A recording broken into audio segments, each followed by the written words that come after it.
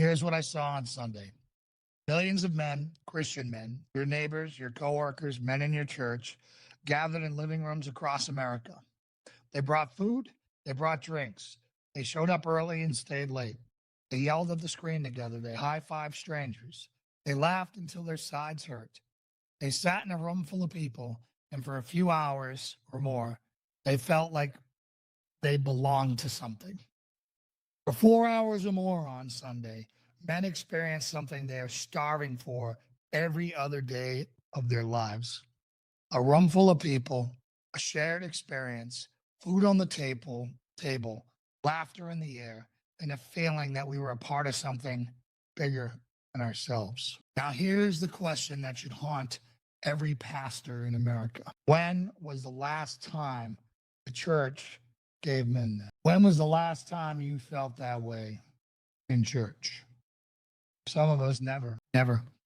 Others were blessed and in a great church environment. When was the last time you walked into your church and found a room full of men, knew your name, wanted you there, who had food on the table and time to spare?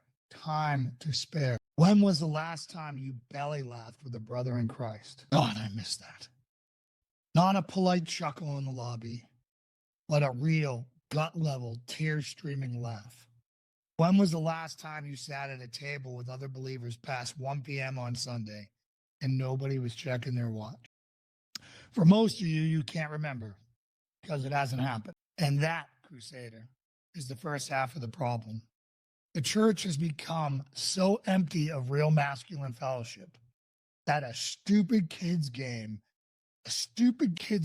football game, can outcompete it without even trying.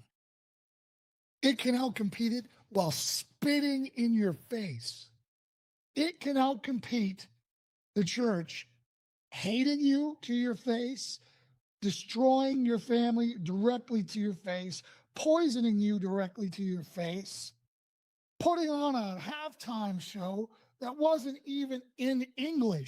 But there's a second half, and the second half is even worse because the thing men ran to when the church failed them, the counterfeit that filled the void, isn't neutral. It's not just an inferior substitute. It's an enemy operation. You've been funding it with your time, your money, your family's attention, without ever stopping to ask, what is it actually doing to you and your family?